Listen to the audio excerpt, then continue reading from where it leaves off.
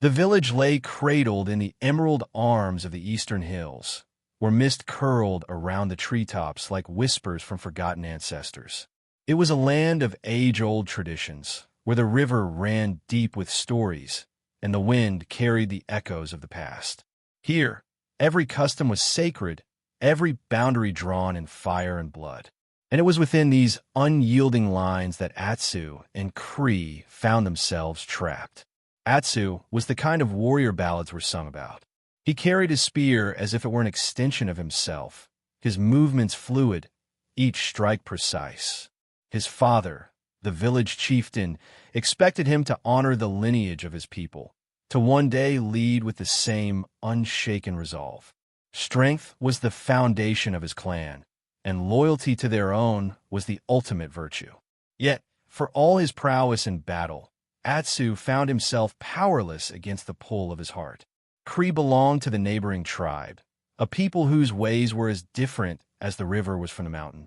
Where Atsu's clan valued strength, hers prized wisdom, weaving their lives in harmony with the land, listening to the whispers of the spirits. Cree was known for her sharp mind and the quiet fire in her eyes. She moved with the grace of the wind through the bamboo groves, her laughter like the first drops of rain after a scorching summer. She was beautiful, not just in form but in spirit, wild, untamed, and free. Their paths had crossed when they were children, long before they understood the weight of names and lineage. The river that separated their tribes had been their meeting place, its waters holding their secrets. There, they had chased dragonflies, built floating boats of leaves, and carved their promises into smooth river stones. But childhood did not last forever. They grew, and so did the walls between them. By the time they were old enough to understand, their love had already taken root. It was not something either of them had chosen. It had simply been, as natural as the river's endless journey to the sea. They met in stolen moments, when the moon was their only witness and the forest their only refuge. Yet love, no matter how fierce, could not remain hidden forever. A jealous suitor, one who had long sought Cree's hand, had followed her into the woods one evening, his heart dark with resentment. When he saw them together, Atsu's hands brushing against Cree's, their foreheads touching as if their souls were whispering, he knew what had to be done. Betrayal burned in his chest, not because he truly loved Cree, but because she had dared to choose another. The village council convened under the great banyan tree, the firelight casting jagged shadows across the faces of the elders. Their judgment was swift, their voices firm. The love between Atsu and Cree was a defiance of order, a threat to the fragile peace between the tribes. If such a union were allowed, where would the boundaries lie? Their ancestors had fought to protect their bloodlines, to keep their people strong, and love, however deep, was not reason enough to abandon tradition. Atsu stood before them, his jaw tight, his fists clenched at his sides. He wanted to argue, to demand why love was a crime when hatred and war were not. But he saw his father's face, stern and unyielding, and knew words would be useless. Cree, standing beside him, did not plead. She met their gazes with quiet defiance, as if daring them to dictate what her heart should feel. The sentence was final. If they were seen together again, the punishment would be exile or worse. They were to forget each other, to return to the paths carved out for them by their ancestors. That night, the river roared with the voices of the past, the trees swayed in mourning, and the stars watched in silence as Atsu and Cree stood on opposite sides of the boundary, the space between them wider than it had ever been. Yet even as they turned away, something unspoken passed between them, a promise neither words nor time could break. The night they fled, the forest swallowed them whole. Darkness pressed around them, thick as river silt, the air damp with the breath of unseen creatures. Atsu led the way, his grip firm around Cree's hand, guiding her through the tangled undergrowth. Their village lights had long disappeared behind the hills, and with them, the lives they had known. They were no longer bound by their clans, nor protected by them. They had become outcasts, shadows slipping between the trees, nameless and untethered. The journey ahead was perilous. The land beyond their village was untamed, a realm spoken of in hushed voices, where the spirits of the forgotten roamed, and the mountains stood like sentinels of an older world. Few ventured this far, and fewer returned. Yet Atsu and Cree did not hesitate. The fear of separation was greater than the fear of the unknown. For days they walked. The river, once their secret sanctuary, now served as their guide, winding like a silver ribbon through the wilderness. They followed its course, drinking from its clear waters, listening to its murmurs in the stillness of night. Hunger gnawed at them, their bodies worn thin by the journey, but they pressed on, sustained by the quiet strength of each other's presence. One evening, as the sun bled into the horizon, painting the sky in hues of fire and gold, they came upon a clearing. Towering cliffs loomed in the distance, their jagged edges etched against the heavens. At their base lay a dense forest, untouched by human hands. It was here, amidst the ancient trees, that they paused. Atsu's gaze swept the terrain, searching for signs of danger. "We will rest here," he said, his voice low yet certain. Cree nodded, exhaustion weighing heavy on her limbs. As she settled against the roots of an old banyan tree, she let her fingers trail over the earth, feeling its steady pulse beneath her palms. The land felt different here, older, alive in ways she could not explain. That night, as the fire crackled between them, Atsu turned to Cree, his dark eyes reflecting the flickering light. "Do you regret it?" he asked. She shook her head. "Never." Silence stretched between them, filled only by the distant hoot of an owl. "I will keep you safe," Atsu vowed. Cree smiled, though there was sadness in it. "And I will keep you wise." Their laughter was quiet, yet in that moment it felt like defiance, like a promise that no decree could break. Days passed, then weeks.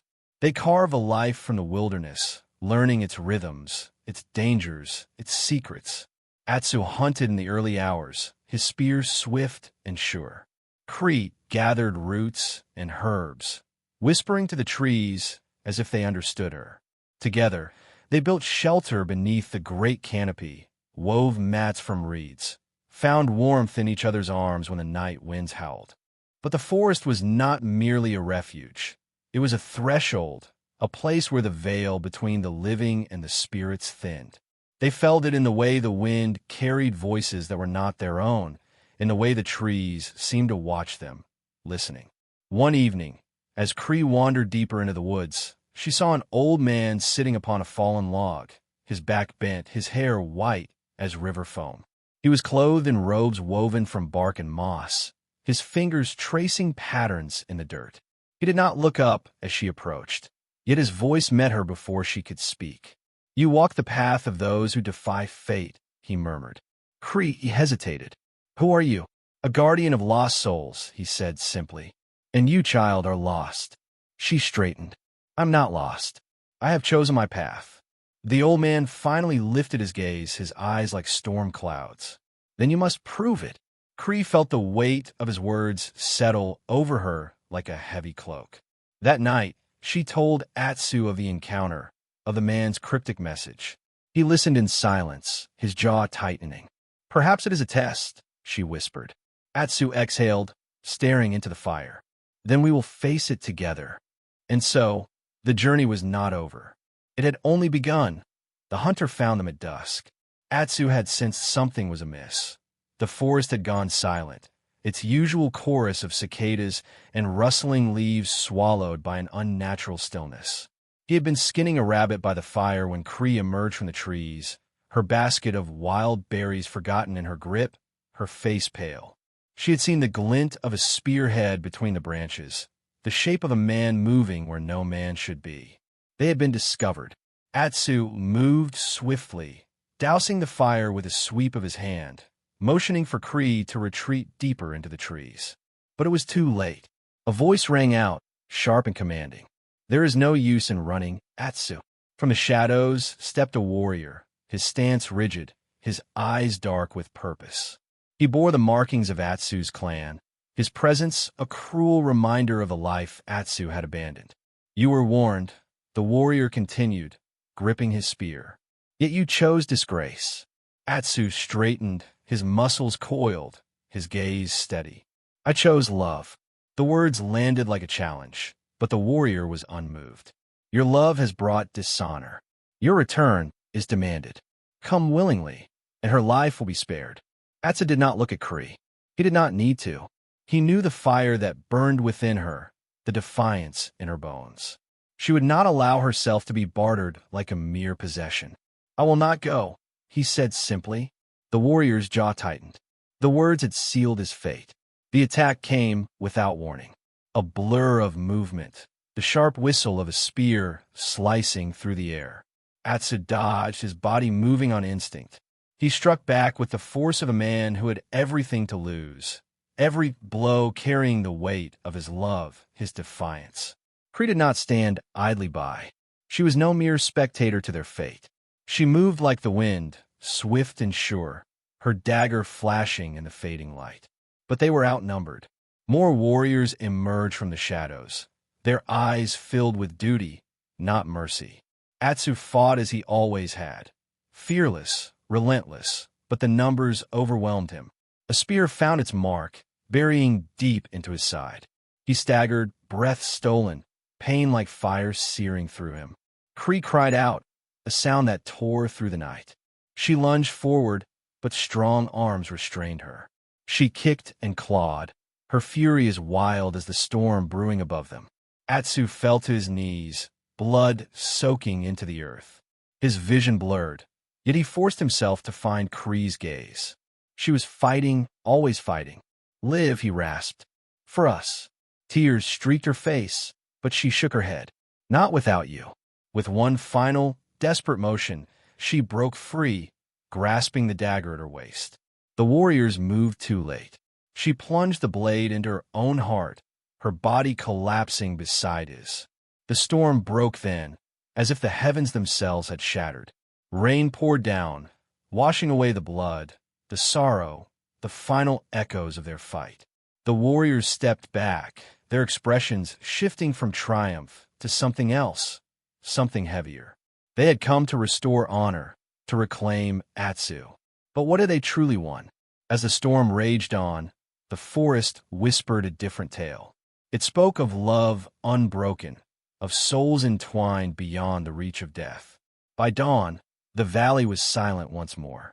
And though the warriors returned to their clans, Atsu and Cree remained, two spirits bound to the land, their love eternal, their names whispered in the rustling leaves, carried forever by the wind.